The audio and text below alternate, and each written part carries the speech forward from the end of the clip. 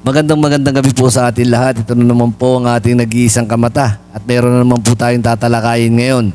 At meron tayong ilang katanungan dito sa City Government of Manila na bakit dumadami na naman ang mga kolorum dito sa lungsod ng Maynila, yung mga e-trike nagkakalat na naman.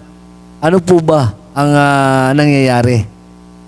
At bakit ito'y nagdipanan na naman dito sa lungsod ng Maynila? Ito po ba'y alam ng kinauukulan dyan sa lungsod ng Maynila? Kasi meron pong nakapagsabi sa atin na medyo alam ng ilang nakapwesto dyan sa lungsod ng Maynila dito sa pagdami at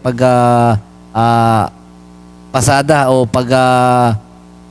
lalagalag na itong mga tricycle na to at mga e-trike na to na parang hindi na kayang kontrolin kasi nga daw po yung mga ilang e-trike o ilang mga tricycle, tuk-tuk nagkakaroon daw po ng tara. Gaano po ba katotoo yan? Kasi ang balita po natin meron daw po nag-o-organize dyan na may basbas. Gaano po ba rin katotoo yan? Dahil minsan po ay may nakapagsabi din po sa atin na nakikita din po dito sa mismong opisina ng gobyerno itong mga nag-o-organize sa mga kolorum na yan. At ilang mga tricycle driver din po ang ating mga nakausap na talagang meron daw pong hinihingi sa kanila na lingguhan na parang hindi po makatarungan kasi napakataas din po ang hinihingi sa kanila per week. Di ba po bawal po yan? Kasi pag tinarahan po natin at hiningian natin yung mga kolorum na yan, mga e-trike na yan, mas lalo pong magpapasaway sa daanan yan. Gaano po ba katotoo ito na parang tinotolerate po ata ng city government itong mga kolorum na to? At minsan din po may nakapagsabi sa atin na baka magamit itong mga kolorum na to, mga e-trike na to sa politika. Di ba? Nagiging maluwag po tayo ngayon at hindi natin pinapansin itong mga to kasi nga po, siyempre, alam natin na bawas boto din yan. Pag yan ay pinaghigpitan natin, bawas boto din po, di ba? Pero mali po. Mali po yan. Dapat po ang mga kolorum pinagbabawal, ang mga e-trike pinagbabawal, di ba? Kasi kapag yan ay pinagpatuloy po natin na pabiyahiin yung mga yan, ano na po mangyayari?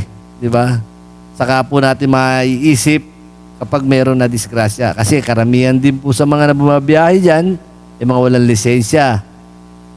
Di ba? Hindi natin sinabi na huwag kayong bumiyahe, huwag natin pabiyahin. Bigyan po natin sila ng programa na pang matagalan na pamamasada nila na walang magagambala sa kanila. Kasi ngayon, kapag gusto natin tulungan yung mga yan, tulungan natin ng maayos. Huwag nating pukunan ng kahit na magkano. Diba? Kasi kapag kinuha na natin yan, bakit pukukunan yan? Di ba proteksyon para hindi sila hulihin? Ibig sabihin yan, may kapit tayo dun sa mga nanguhuli.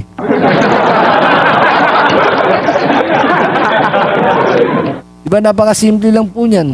Dapat ayang mga yan, itinutulungan natin, hindi natin piniperwisyo. Kasi may nakarating din di umano sa atin na yung mga hinihingi dyan sa mga yan, medyo napakalaki. Diba napakalaki? Tandaan nyo po, namamasada lang po yan, tricycle driver, mahina ang kita, tapos sinasamantala pa natin, siyempre, kahit singilin natin ng malaki yan, kolorum yan, lalaban po yan. Kasi nga po, ayan lang po hanap buhay nila. Pero pagka hiningihan po natin yan, alam nyo po ba ang gagawin niya mga yan? Siyempre yung binigay sa inyo, babawiin po niyan. Kaya yung mga yan, kalat ng kalat niya sa lansangan ng Maynila at hataw ng hataw, ay siyempre, ang laki din ang binigay nila, babawiin din nila, mas kita nila. Diba? Diyan nagkakaroon po ng mga aksidente. Diba? Sana po, inisip po na natin. At sana wag natin payagan itong mga nag-o-organize niyan. Kasi siyempre si Mayora hirap na ah, iikot dyan at kinukuha ang loob ng mga Manileño. Sabay yung mga tao ninyo, ganun ang ginagawa na pinapahirapan ng ilang Manileño, parang baliwala lang. Dapat ang ginagawa na itong mga organizer na to, tinutulungan na lang nila si Mayora na papalapit yung mga Manileño sa kanya at suportahan siya. Hindi yung ganito kasi sa tingin po ba natin sa gagawin natin na yan, susuportahan si Mayora ng mga kinuha natin, yung hinihingian natin? Hindi po. Masisira lang po lalo si Mayora.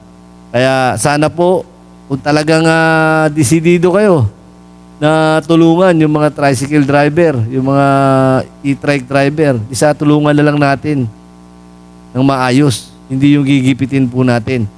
Kasi pag ginipit po natin yan, magagalit po sa atin yan. Hindi po magpapakita yan na galit sa inyo. Pero yung deep inside niyan, galit na galit po sa inyo. Ayan po ang sinasabi ko sa iyo, real talk po yan. Kaya yung mga organizer na yan, Mayora, patigilin nyo na yan. Ayan po ang maglalaglag sa inyo. Tandaan nyo po yan. Wag na wag ninyo ito-tolerate yung mga yan. Kasi hindi kayo tinutulungan yan. Sinisira kayo yung mga yan. Magandang gabi po at God bless.